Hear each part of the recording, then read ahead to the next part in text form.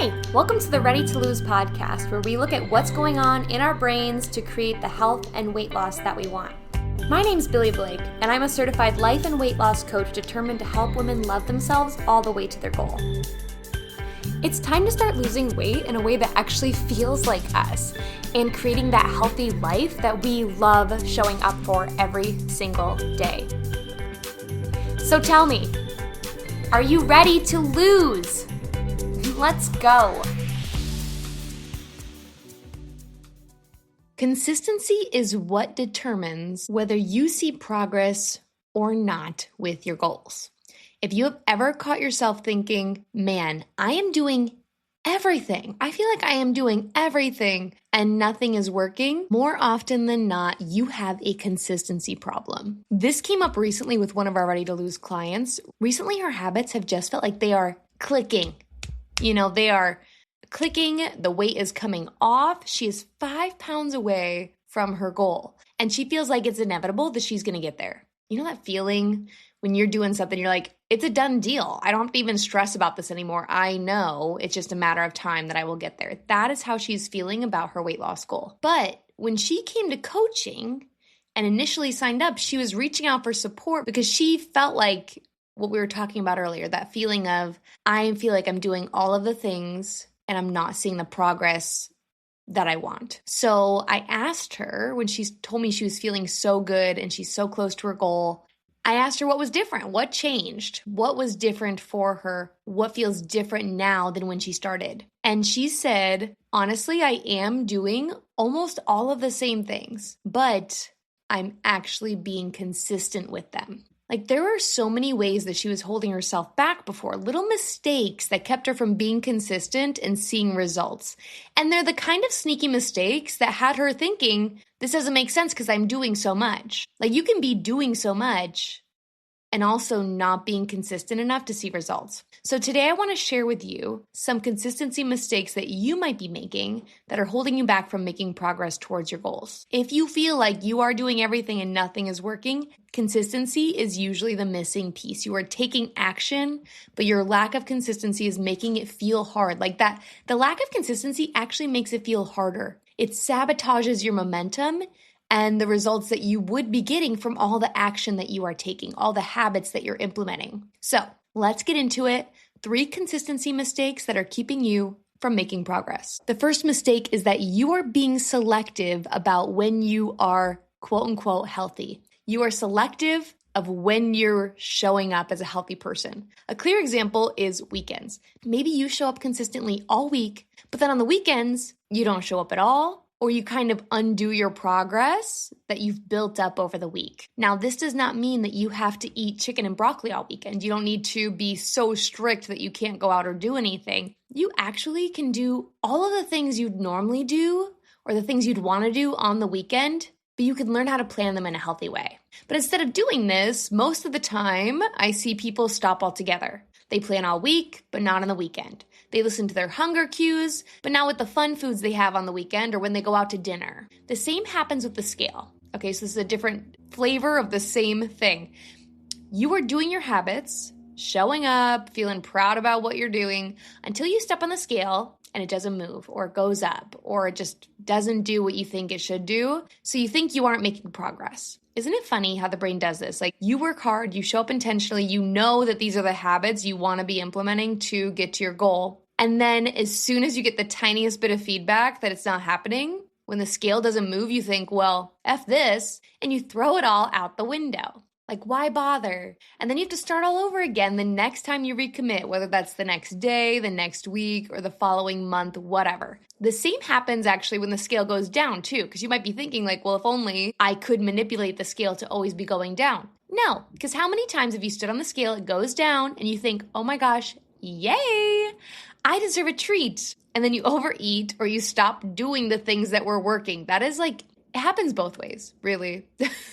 I understand why so many people give up on the scale altogether, because there's just these little moments that can throw off our consistency. You're being selective about when you show up. You are also selective of what evidence or data you're looking at. You see all the times you went to bed without a sweet treat, but you don't see when you were socially overeating because you felt anxious or awkward at that party Saturday night.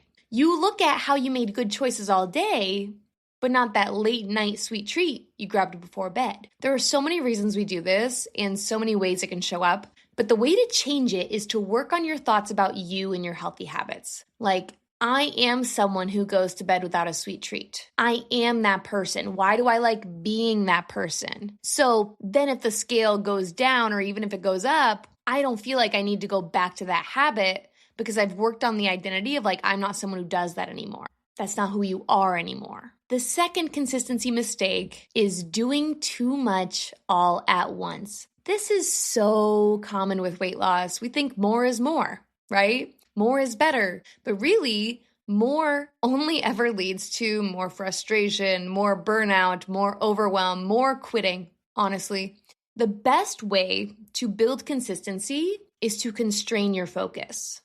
Do one thing really well, become confident in one area, and then tackle the next one. When you have so much going on or so many new things that you're committed to, one, it's easy to get distracted. Like, it's easy to just forget. Your brain's trying to keep track of all these things on top of everything else you have going on in your day. You just forget to do the things. Or you get exhausted, frustrated, and burnt out, like I mentioned earlier. A clear example of this is 75 hard. Like, it's literally in the name, right? Hard. Let's make this hard. You do all of these things, and it's supposed to prove how committed and disciplined you are, how much willpower you have, whatever it is. But I really see it as a consistency trap. So either people get overwhelmed or frustrated and then fall off and have to start over 30 times to get to that 75-day mark, or they just quit altogether at that point. Or if they do make it, they then fall off of those habits immediately after until the next time they recommit to 75 hard. Because most people don't actually want their life to be hard. Yes, it's cool to prove I can do hard things, but nobody wants their life to be hard. So if you were actually going to make 75 hard a sustainable lifestyle, which I know like part of their mantra, I don't think you're actually meant to keep doing that forever. I just have a view that that would be time better spent building sustainable habits that you don't have to work so hard for forever. But that's my take. But anyway, if you did want to make 75 hard a sustainable lifestyle, you want to change your life, make it a program that builds habits you can stick with, I would focus on one at a time until they feel like second nature. And then I would build in the next one. And it doesn't have to be like so confident that it feels second nature, but you don't have to talk yourself into it as much. So I would do that for a couple weeks until that feels really good. And then I would tackle the next one. It might take you 100 or 150 days instead of 75, but I don't actually think it'll take that long. You guys know I've done this with exercise. I wanted so badly for so long to be someone who went to the gym every day, and I thought I should do that. I had to do that to lose weight. I had to spend an hour there every day, and I could never do it. But then I focused on showing up the 3 times a week. It's a little different, but I would show up 3 times a week, and then once that felt really comfortable, like I didn't have to overthink or talk myself into going 3 times or really plan it out as much. It was just natural. I added on the 4th day, then the 5th day, then the 6th day, and now I am that person who goes to the gym for at least an hour every day. Like, we tried to take rest days because you're supposed to do that, whatever. And I hate it. I'm like, I want to be at the gym. It just throws off my entire routine. Something that felt like it would never fit into my routine is now such a strong part of it that I feel weird when I don't go. So I would do that with habits. Like, if you wanted to be doing 75 hard, maybe it is, I'm just picking on 75 hard right now, but if you wanted to do the, 45 minutes of exercise outside, I would commit to just that. Okay, once I'm doing that, and you might even build it up. Maybe you're not able to do it every day. Do what I did. Do 3, 4, 5 days a week, whatever. And then once that feels really comfortable, I'm doing that consistently, however many days a week, then add in the gallon of water challenge or whatever it is. That's what we do in Ready to Lose coaching. We focus on one skill every week or every couple of weeks. You learn how to write a plan. You become a little more consistent and comfortable with planning. Then we build in hunger cues. You wait until you feel hungry to eat. We build up that skill. Then we bring in the stopping at enough piece of our hunger cues. Like, you start leaving some food behind, challenging how much food you need. And we do that with all of our skills. It's not sexy or intense. It's not doing everything all at once, but it does build skills that you can stick with by working with your brain and using it to its full capacity instead of spreading it thin over 20 different habits that you're only doing halfway or not at all. Actually, doing things halfway ties into our third consistency mistake, and that is doing your habits half-assed. So, sorry to swear if there's any kids around, but you're just half doing them. You're not really doing them to their full potential. So, for example, maybe you're planning most of the time, but you're doing it really quick without thinking about your day or what you're doing or what might get in the way. Maybe you are leaving 2 bites behind because that's what I said you should do on the podcast, right? You're thinking I should do that, but you aren't taking time to check in with how you're feeling, what your hunger cues are telling you, and thus you're still overeating. What I do teach, right, is that you start by showing up. Show up first, and then you can make it better later. But it is really easy to get into the habit of just showing up, and then we don't get to that stage where we take the time to make it better or improve upon it. And that's really a belief problem. Usually it has to do with a thought that you don't have time to do more. That's a very common one. Or sometimes it's that you shouldn't have to do these things in the first place. You're really thinking about your weight loss and your healthy habits as a burden on you, something you have to suffer with. Or that weight loss has to be hard and suffering, right? And sometimes that carries into maybe you're not taking that next step because you're thinking that it has to be so hard to do more. It's going to be so hard to do more than what you're doing right now. So you're consistent on paper. Like if you're tracking your habits, you're doing that. You're doing the thing each day, but you're not really consistent with your efforts. And this is where my client was, who I was talking about earlier. She was a combination of selectively showing up and also showing up half-assed. So she still plans every night. She was planning every night, and now she still is planning every night. But now she gives it 5 minutes to think through her day thoroughly, to set herself up for success, instead of the 1-minute plan just to do it that she was doing before. And when her plans became more thoughtful and intentional, it was easier to stay focused on them and follow them and improve them instead of staying stuck in the same habits. Like I mentioned, the same is true for hunger cues. That's where a lot of people get stuck because you start eating a certain way. Maybe you do take that step to start listening to your hunger cues. You start eating a little less and you see some progress. You start losing weight, but you don't take that next step to keep checking in or take those hunger cues to the next level. So you stall out. Because as you lose weight, and this isn't to scare you, this is not about I have to eat less and less and less and less until there's no food left. That's never going to happen.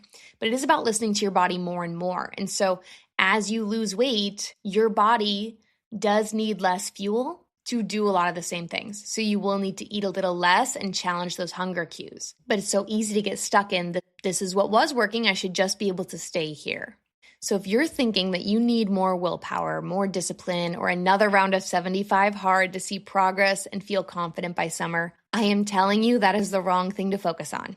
Become consistent with a couple of impactful habits, and you can see some amazing results by summer.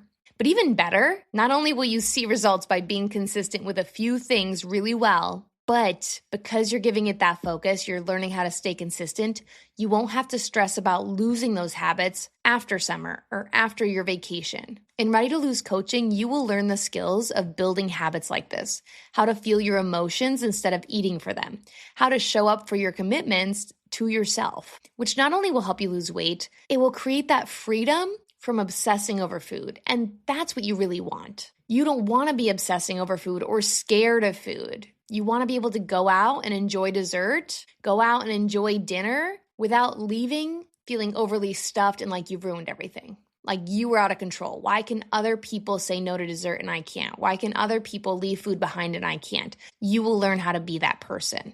So if you want to learn how to do that, sign up for a free session with the link in the show notes. And until next week, remember, you've totally got this, and I'll talk to you soon. Bye. Thank you for taking time today to listen in. If this helped you at all, be sure to share it with a friend so she can stop feeling stuck and start creating the health and self-love she deserves. Or post it to social media and tag me so I can personally thank you for helping me get the message out. I am so excited to be on this journey with you. Keep showing up for you. You'll get there. Talk to you soon.